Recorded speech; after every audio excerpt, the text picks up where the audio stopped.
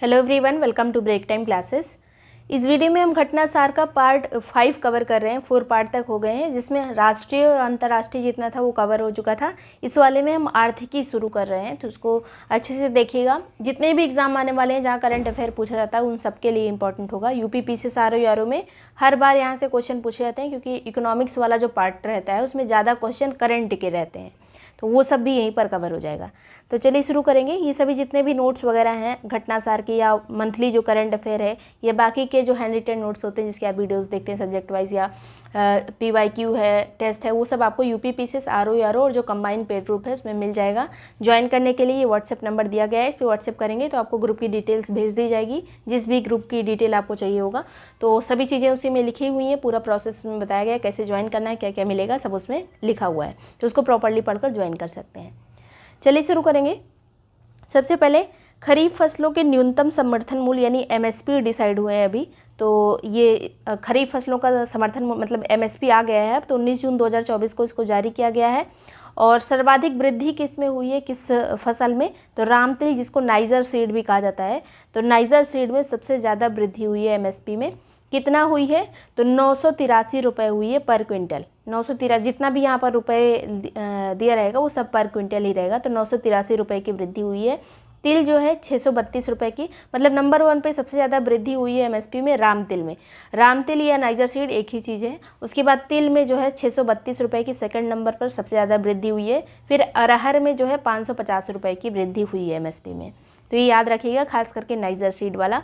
अब कुछ प्रमुख चीज़ें यहाँ पर मैं जो इम्पोर्टेंट है उस पर टिक लगाती रहूँगी। वैसे तो पूछा कुछ भी जा सकता है, लेकिन मतलब किसी भी फसल का MSP पूछा जा सकता है, लेकिन ज़्यादातर जो यूपी पीसीएस आरओ में पूछा जाता है वो यही है। सबसे पहले धान का देखेंगे तो धान का 2300 रुपये है पर क्विंटल।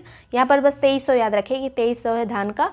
और इसमें वृद्धि कितनी हुई है, इसकी वृद्धि भी इंपॉर्टेंट रहेगी। इसकी वृद्धि हुई है 117 रुपये पर क्विंटल, मतलब पिछले साल से 117 रुपये बढ़ गया है, और बढ़कर कितना हो गया है? तो 2300 रुपये हो गया है। अगर परसेंटेज में पूछा जाए तो 5.35% की वृद्धि हुई है। 117 रुपये एकदम दिमाग में रखिए, पूछा जा सकता है। ये 117 रुपये की वृद्धि हुई है और 2300 रुपये हो गया है। धान 2 तरह का होता है इसमें, एक धान मतलब नॉर्मल वाला, एक ग्रेड A वाला। तो ग्रेड A जो है 20 रुपये ज़्यादा है, तो 2320 रुपये है ये।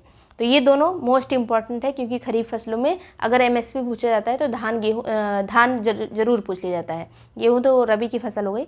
अभी जो रिसेंट में जारी होता है MSP वही पूछा जाता है। फिर ज्वार की बात करें तो 3371 रुपये है। बाजरा जो है इसका MSP है 2625 रुपये। मक्के का इंपॉर्टेंट है, पूछ लिया जाता है अक्सर, तो 2225 है मक्के का, जिसमें 135 रुपये की वृद्धि हुई है। सबकी वृद्धि याद नहीं हो पाएगी, इसलिए धान वाली जरूर दिमाग में रखिएगा, 117 रुपये। मक्के का MSP 2225। उसके बाद अरहर का MSP है 7550। ऐसे 7550 इस तरह से याद करेंगे तो दिमाग में रहेगा। 7550 किसका है? अरहर का। फिर उड़द का है 7400, यहाँ पे अरहर से कम है उड़द, याद रखिएगा, 7400 है। मूंगफली का है 6783, मूंगफली का 6783। सूरजमुखी का MSP कितना है? तो 7280, सूरजमुखी 7280। सोयाबीन का कितना है? 4892, सोयाबीन का 4892। फिर तिल का कितना है? तो तिल का है 9267, 9267 किसका है? तो तिल का है। ये बहुत ज़्यादा है इसलिए याद रखिएगा, तिल का 9267। फिर मूंग का कितना है? तो मूंग का है 8682। सब याद नहीं रह पाएगा, तो जितने में टिक लगा इसको ज़रूर याद रखिए। कपास का है 7121 किसका है? कपास का। राम तिल भी इंपॉर्टेंट है। राम तिल का कितना है? 8717, क्योंकि इसमें सबसे ज़्यादा वृद्धि हुई है। कितनी? 983 रुपये की वृद्धि हुई है, इसलिए सबसे ज़्यादा इंपॉर्टेंट है। जो भी हमने देखा 983 रुपये की वृद्धि राम तिल या नाइजर सीड में हुई है। फिर रागी का MSP कितना है? तो 4290 है। एक बार फिर से यहाँ पर धान वाला देख लीजिए MSP। धान का है 2300 मतलब नॉर्मल का, और धान ग्रेड A का 2320, और वृद्धि कितनी हुई है? 117 रुपये वृद्धि हुई है। मक्के का 2225, अरहर का 7550। उसके बाद जो है तिल का 9267, कपास का 7121, राम तिल का भी याद रखिए 8717, और राम तिल में वृद्धि 983 रुपये, जो कि सबसे ज़्यादा वृद्धि है। नेक्स्ट बात करेंगे 2023-24 के दौरान देश में आए 44.43 अरब डॉलर के FDI में सर्वाधिक योगदान जो है सिंगापुर का रहा है। FDI मतलब भारत में जितना भी FDI इनफ्लो होता है, फॉरेन डायरेक्ट जो इन्वेस्टमेंट होता है, वो सबसे ज़्यादा सिंगापुर का हुआ है, मतलब 2023-24 के दौरान। और नंबर 1 पे सिंगापुर रहा जिसका 11.77 अरब डॉलर केवल सिंगापुर का था। टोटल था 44 और इसमें से 11 अरब डॉलर जो है सिंगापुर का था। सेकंड नंबर पे मॉरिशस है, थर्ड पे अमेरिका है। नंबर 1 पे सिंगापुर, सेकंड पे मॉरिशस, थर्ड पे अमेरिका। जो हमारे यहाँ FDI इन्फ्लो होता है उसका ये मतलब डेटा है, उसकी रैंकिंग है ये। नेक्स्ट बात करेंगे कंटेनर पोर्ट प्रदर्शन सूचकांक यानी CPPI 2023 जारी किया गया है 19 जून 2024 को। इसको डेट इंपॉर्टेंट नहीं, बस याद रखिएगा जून में ये जारी किया गया है। और इसको किसके द्वारा जारी किया गया है? कंटेनर पोर्ट जो है बंदरगाह से संबंधित ये प्रदर्शन सूचकांक है। तो विश्व बैंक, S&P जो कि एक एजेंसी है, अमेरिकन एजेंसी है जिसके द्वारा जारी किया जाता है रैंक वगैरह। फिर ग्लोबल मार्केट इंटेलिजेंस, इन तीनों के द्वारा इसको जारी किया गया है। शीर्ष 100 जो बंदरगाह हैं उसमें 9 भारत के बंदरगाह हैं। जो सबसे अच्छे 100 बंदरगाह हैं शीर्ष वाले, उसमें 9 भारत के हैं। और ये जो माना जा रहा है कि सागरमाला परियोजना जो चलाई गई थी उससे काफ़ी लाभ हुआ है। भारत के 9 बंदरगाह जो शीर्ष 100 में शामिल है, इसी के मतलब इसका बहुत योगदान रहा है उसमें। इसमें जो है बंदरगाह की उत्पादकता, दक्षता, विश्वसनीयता के आधार पर ये रैंकिंग जारी की जाती है। शीर्ष में विश्व में नंबर 1 पे कौन सा है बंदरगाह? तो यांगशान बंदरगाह जो कि चीन का है, नंबर 1 पे है ये। सेकंड पे है सलालाह बंदरगाह जो कि ओमान का है। अभी इन बंदरगाहों के नाम भी पूछे जा सकते हैं कि किस देश से संबंधित है, क्योंकि चर्चा में रहा। तो सलालाह बंदरगाह कहाँ है? ओमान में है। यांगशान बंदरगाह कहाँ है? चीन में है। नंबर 1 पे यांगशान रहा, सेकंड पे सलालाह रहा है। और भारत की तरफ से शीर्ष पे है विशाखापत्तनम।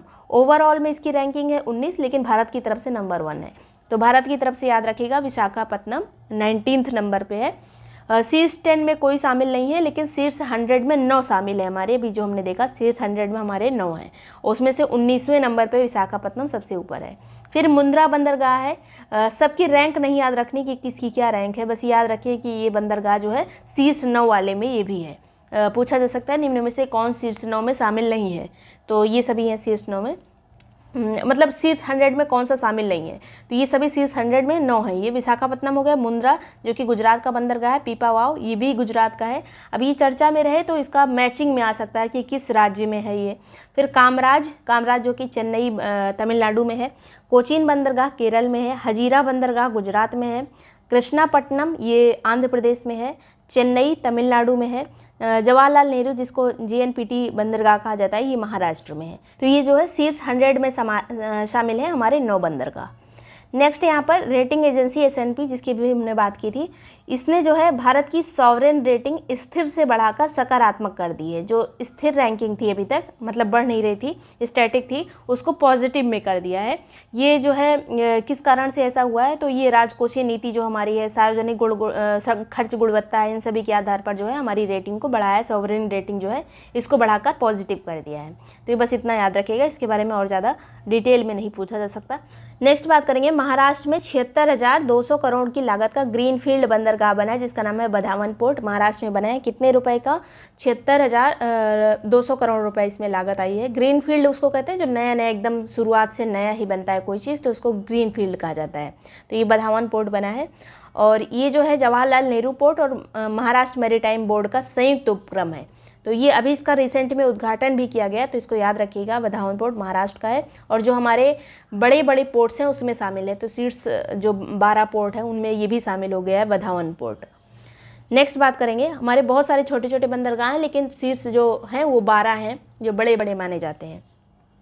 भारत का पहला ट्रांसशिपमेंट हब कहाँ पे बना है, तो ये विझिंजम पोर्ट है जो कि पहला ट्रांसशिपमेंट हब है। ये केरल में है। ये पोर्ट पूछा जा सकता है विझिंजम पोर्ट कहाँ पर है, तो ये पोर्ट केरल में है। अदानी ग्रुप से संबंधित है ये पोर्ट। और ये ट्रांसशिपमेंट हब किसको कहते हैं, तो जहाँ पर जिस पोर्ट पर एक जहाज़ से माल दूसरे जहाज़ में रखकर अंतिम गंतव्य तक ले जाया जाता है, उसी पोर्ट को ट्रांसशिपमेंट हब कहा जाता है। तो वही ये पोर्ट बन गया है। यहाँ पे मतलब एक जहाज़ से सामान दूसरे पे रखा जा सकता है। नेक्स्ट है, भारत सरकार ने रत्न और आभूषण क्षेत्र को अधिकृत आर्थिक संचालक यानी AEO का दर्जा दे दिया है। तो इससे जो है क्या फ़ायदा मिलेगा, तो निर्यात, विकास और प्रतिस्पर्धा में बढ़ावा मिलेगा। जो रत्न वाले कारोबारी हैं उनको फ़ायदा मिलेगा इससे। और बहुत सारा काम नहीं करना मतलब सरलीकरण हो गया है। सरलीकरण जो प्रोसेस हो गया है किसी निर्यात का या फिर बाकी मार्केटिंग का, जो चीज़ें हैं वो ईजी हो गई हैं बस इसके द्वारा। नेक्स्ट बात करेंगे, RBI ने ब्रिटेन से अपना 100 टन सोना वापस मंगवाया है। तो ये जो है इतना ज़्यादा बहुत 1991 के बाद पहली बार जो है इतना ज़्यादा मात्रा में सोना वापस लिया गया है ब्रिटेन से अपना। तो मई 2024 में ये आया था सोना 100 टन। मार्च 2024 में आरबीआई के पास जितना सोना था 822.1 टन था टोटल, जिसमें से 413.8 टन विदेशों में जमा था। टोटल 822 टन था, जिसमें से 413 विदेशों में जमा था। तो मई में 100 टन हमने वापस ले लिया है। तो ये याद रखिएगा, मार्च तक अगर पूछा जाए, मार्च 2024 तक आरबीआई के पास कितना सोना था, तो 822.1 टन था। इतना यही चीज़ पूछा जा सकता है ज़्यादा, जिसमें से 413 विदेशों में था। अभी नंबर 1 में गोल्ड रिजर्व में कौन है इंडिया, मतलब पूरे वर्ल्ड में? तो अमेरिका नंबर 1 पे है। गोल्ड रिजर्व में भारत का स्थान है 9वां, नंबर 1 पे अमेरिका है। नेक्स्ट बात करेंगे, जिम्बाब्वे ने अपना एक नई मुद्रा जारी की है जिसका नाम है जिग जी। तो मतलब जिग इसका नाम है, इसका जी से हो गया जिम्बाब्वे, जी से हो गया ये वाले ZI से हो गया जिम्बाब्वे, और ये वाले जी से हो गया गोल्ड। तो ये गोल्ड समर्थित मुद्रा है जिसको जिम्बाब्वे डॉलर के स्थान पे लॉन्च किया गया, मतलब शुरू किया गया है। और ये जो है सी को रिप्लेस करेगा। अभी फ़िलहाल जो है ये दोनों चलते रहेंगे, लेकिन धीरे धीरे रिप्लेस हो जाएगा और जिग ही रह जाएगा। अर्थव्यवस्था में सुधार के लिए इसको किया गया है, क्योंकि वहाँ का जो मुद्रा थी वो काफ़ी डिक्लाइन हो गई थी। नेक्स्ट बात करेंगे, वित्त वर्ष 2024 में चीन भारत का शीर्ष व्यापारिक साझेदार रहा है। टोटल जो हमारे और अन्य देश के बीच में व्यापार होता है, उसमें हमारे और चीन के बीच में व्यापार नंबर 1 पे आ गया है। मतलब ये नहीं है कि आयात और निर्यात की बात की जा रही है, ओवरऑल में निर्यात मतलब जो व्यापार होता है वो नंबर 1 पे आ गया है। ग्लोबल ट्रेड रिसर्च इनिशिएटिव के द्वारा ये आंकड़े जारी किए गए हैं और शीर्ष व्यापारिक साझेदार चीन हो गया है इसमें।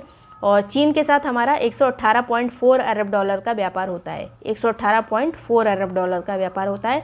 सेकंड पे अमेरिका है, अभी तक पहले नंबर पे था, लेकिन अब जो है पहले नंबर पे चीन है, सेकंड पे अमेरिका है 118.3, मतलब थोड़ा सा डिफरेंस है। ये 118.4 है, ये 118.3 है अरब डॉलर का हमारे साथ जो है व्यापारिक साझेदारी इसकी होती है। फिर थर्ड पे है यूएई, फोर्थ पे है रूस, उसके बाद सऊदी अरब। शीर्ष 3 अरेंज करने को भी आ सकता है हमारा व्यापारिक साझेदार। नंबर 1 पे चीन है, सेकंड पे अमेरिका है, थर्ड पे यूएई है।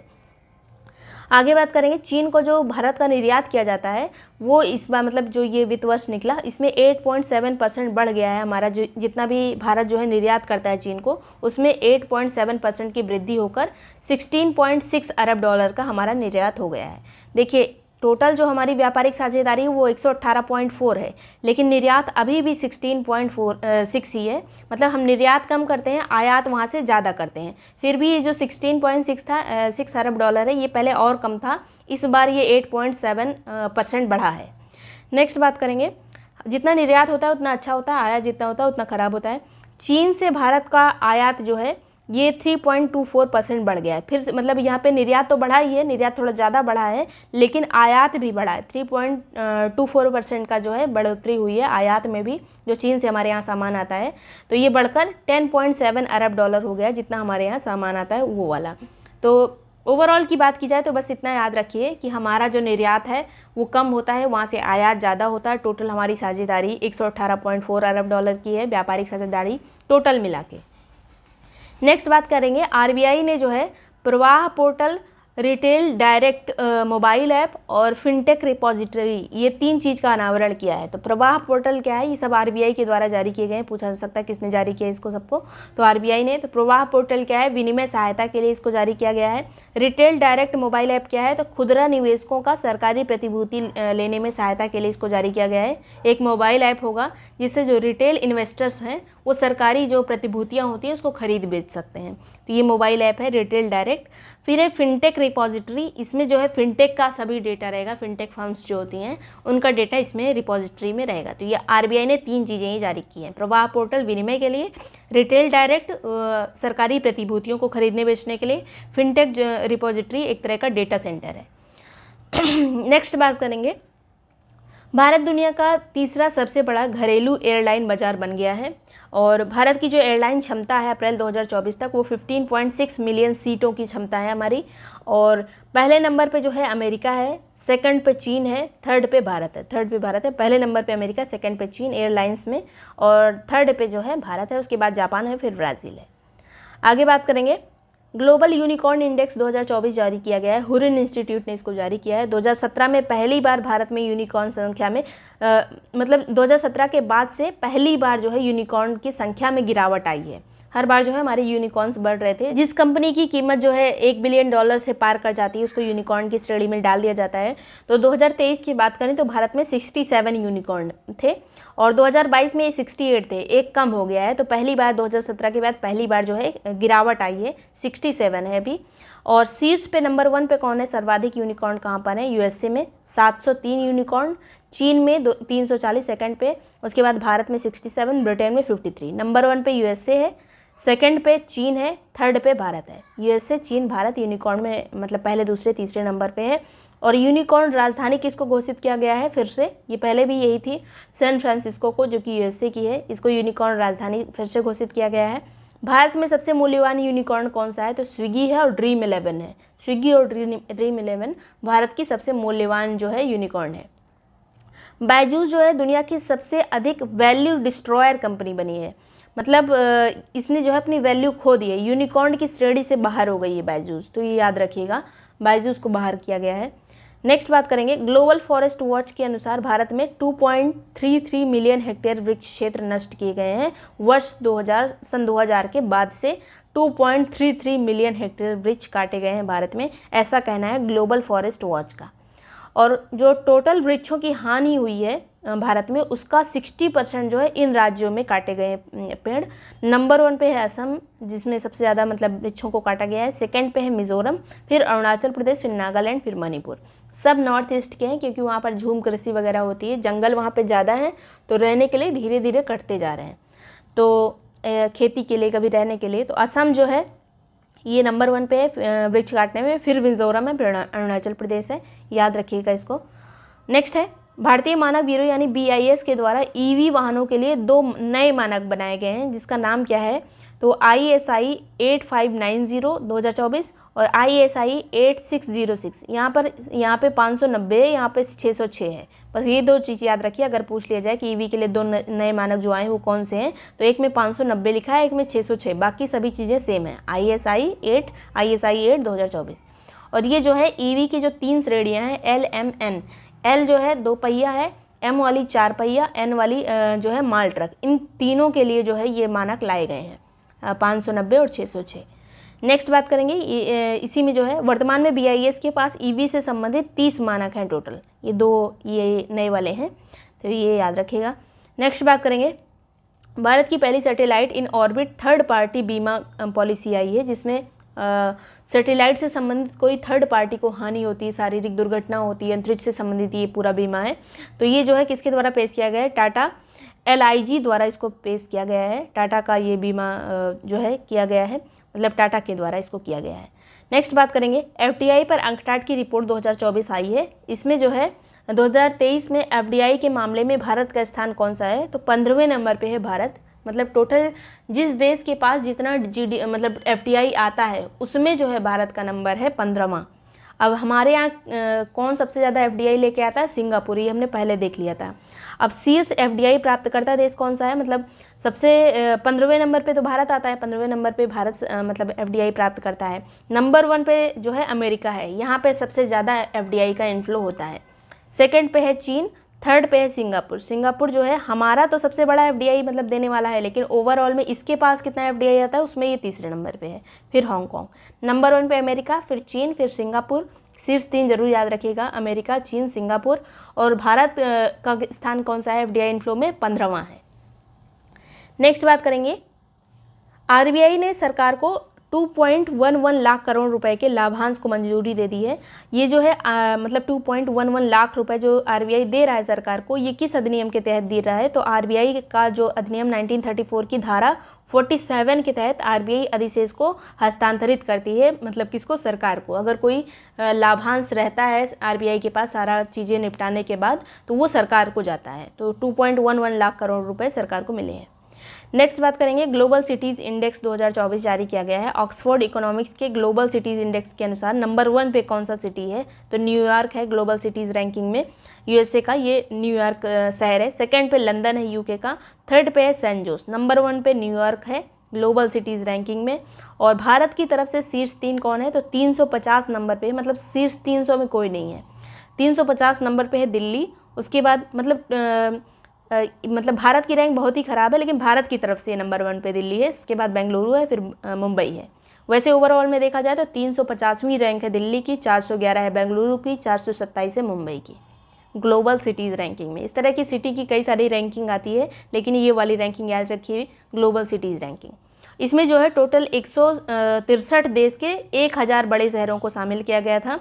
अब ये जो 1000 बड़े शहर शामिल थे, इसमें 1000वां स्थान जो है सुल्तानपुर का है, उत्तर प्रदेश का, क्योंकि ये इंपॉर्टेंट है, यूपी से संबंधित है, यूपी के एग्ज़ाम में पूछा जा सकता है, और सुल्तानपुर मेरा सिटी भी है, तो ये मैंने ऐड किया है। 1000वां स्थान किसका है? सुल्तानपुर का, मतलब कम से कम इसको 1000 में शामिल किया गया, यही बहुत बड़ी बात है। नेक्स्ट बात करेंगे, आयाम कौन कौन से हैं, तो किसके आधार पर इसको जारी किया गया? तो अर्थशास्त्र, मानव पूंजी, जीवन की गुणवत्ता, पर्यावरण और शासन, इसके आधार पर जो है ये रैंकिंग दी गई है। नेक्स्ट है यूएनडीपी की फूड वेस्ट इंडेक्स रिपोर्ट 2024 आई है। विश्व भर में 222 में से 1.05 बिलियन टन खाना बर्बाद होता है। विश्व भर में 2022 में कितना खाना बर्बाद हुआ? तो 1.05 बिलियन टन खाना जो है बर्बाद हो गया है। ये फूड वेस्ट यूएनडीपी की रिपोर्ट थी, फूड वेस्ट इंडेक्स रिपोर्ट। ये याद रखिएगा, 1.05 बिलियन टन खाना बर्बाद हुआ। प्रति व्यक्ति 79 केजी खाना बर्बाद हुआ विश्व भर में, अगर इसको प्रति व्यक्ति निकाला जाए तो। और मूल्य मतलब कितने रुपए का खाना बर्बाद हुआ, अगर इस तरह से देखा जाए तो इसकी वैल्यू थी 1 ट्रिलियन डॉलर इसकी वैल्यू थी, लगभग 84 करोड़ रुपए। और कुल खाने का जो टोटल खाना था उसका 1% था। ये जितना बर्बाद हुआ, ये 1% खाना विश्व भर में बर्बाद हो गया। 2022 की बात की जा रही है, ये रिपोर्ट अभी आई है। और वर्तमान में जो है विश्व में 83 मिलियन लोग भूख से लड़ रहे हैं, ये भी एक इसी में ही लिखा गया था, इसी रिपोर्ट में था। नेक्स्ट यहाँ पर दक्षिण एशियाई देशों की अलग से बात की गई है इसमें। तो सर्वाधिक खाना बर्बाद करने वाला देश कौन सा है दक्षिण एशिया में? तो वो है मालदीव। यहाँ पर 207 किलोग्राम प्रति व्यक्ति खाना बर्बाद हो जाता है। फिर दक्षिण एशियाई देशों में सबसे कम खाना बर्बाद करने वाला देश कौन सा है? तो भूटान है। यहाँ पर केवल 19 केजी पर व्यक्ति जो है खाना बर्बाद होता है। भारत में 55 केजी प्रति व्यक्ति जो है खाना बर्बाद होता है। तो ये याद रखिएगा, नंबर 1 पे दक्षिण एशियाई देशों में मालदीव है और सबसे कम खाना बर्बाद करने में भूटान है। तो ये इतनी चीज़ें हैं जिनसे क्वेश्चन पूछे जा सकते हैं, बाकी की पार्ट्स भी आते रहेंगे। और ये बहुत इंपॉर्टेंट सीरीज़ चल रही है, इसको अच्छे से देखिएगा। इसकी अलग प्लेलिस्ट भी मैं बना दूंगी आज या कल, और बाकी इसकी भी प्लेलिस्ट वैसे भी बनी है, करंट अफेयर वाले में जाके देख सकते हैं, नीचे डिस्क्रिप्शन में लिंक दिया गया है, बाकी की वीडियोस देख सकते हैं। और ये पसंद आया, यूज़फुल लगा तो लाइक सब्सक्राइब कर लीजिएगा। ये सभी नोट्स वगैरह आपको यूपी पीसीएस, आरओ और कंबाइंड पेड प्रूफ में मिल जाएंगे। ज्वाइन करने के लिए नंबर दिया गया है, इस पर व्हाट्सएप करेंगे तो ग्रुप की डिटेल्स आपको भेज दी जाएगी, उसको प्रॉपरली पढ़कर ज्वाइन कर सकते हैं। Thank you so much for watching break time classes.